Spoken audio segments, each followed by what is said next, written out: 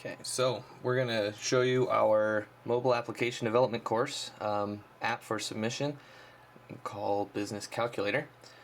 We've got it running on our Dell Streak here, which is currently running 2.2 Froyo. So anyways, click on our little icon here, which definitely needs to be changed, which will happen eventually. Okay, so the first view here, we see a couple of different icons which are being viewed in gallery view.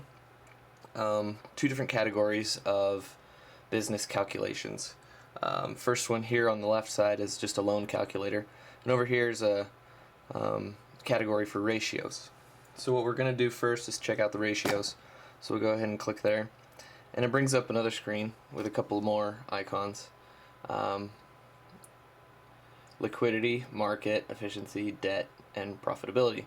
And each one of those contains a set of different ratios that are used often by business people. So let's go take a look at one of them. I'll click on market, and as you can see here, it brings up the first one on the list by default. Over here on the left side we have a list of ratio names that have to do with market, and so clicking on this category brings us up here, and over here we have the view of the ratio. In this case the first one is dividend cover. Earnings per share is the top one.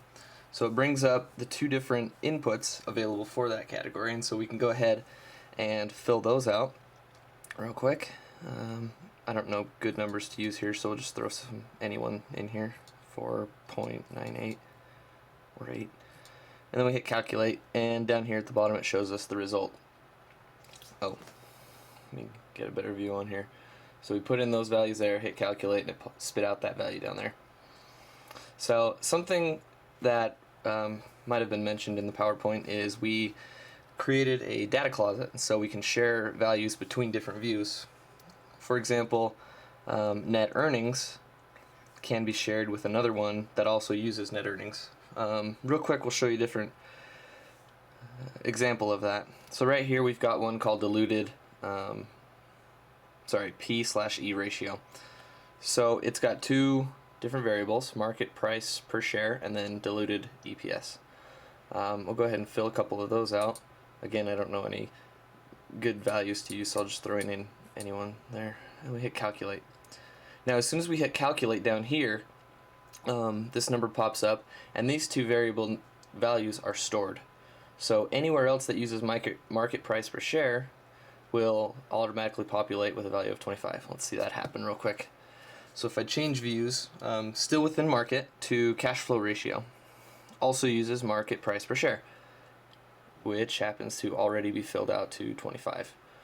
Then we can go ahead and fill out the other one, 69, calculate, and it gives us an answer down there. There's our values there. So not only does this work between views within a category, but it works between categories as well.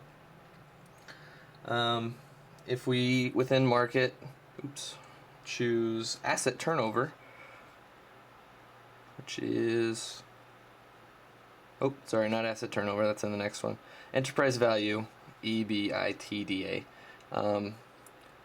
We have one called enterprise value, which we'll go ahead and change to 25, and then this other one to, 47 or something. Hit calculate, both those variables are stored. Then we can back out and go into efficiency, and here's where we find asset turnover. Turns out both those values are already stored in there and automatically populated. So this could be a nuisance to the user if he is constantly changing the values that he's wanting to put in there. So we made it easy for them to change.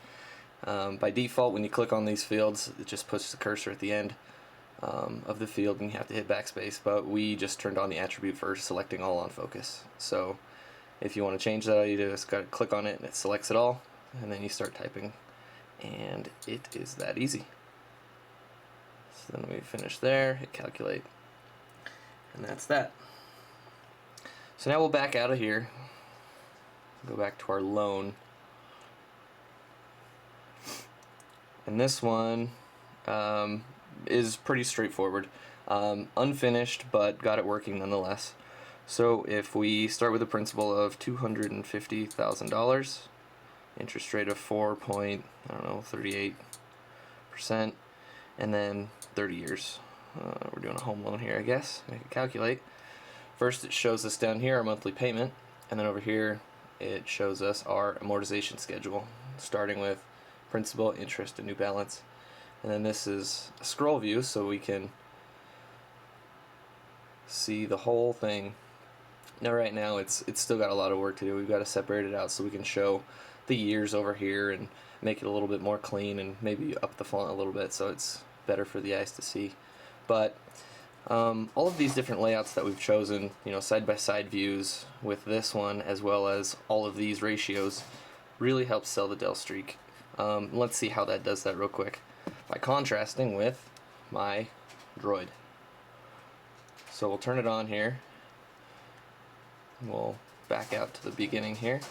We can see everything's fine here. Icons are good, plenty of space, but then you get here and it starts to look really cluttered. So cluttered, in fact, that there's certain ones of these that don't fit. And we're still working on getting them to fit, but as of right now, there's just not enough screen size to fit it all in there. We don't see the edit text box. Again, this is still able to be used. Oh, another good feature of having a big screen is in landscape mode. This happens when you click on one of the inputs. It completely fills the whole screen and allows you to put your inputs in. So it's harder to see. You can click next, but it doesn't show you the variable name. And so you have to kind of remember, or else come back to this view so you can see it and click again. Put in your values, hit done, calculate, and there it is. So anyways, that's the difference. We have a lot more screen on this one to be able to see the things that we actually want to see, rather than you can just scroll around a lot. And that's it.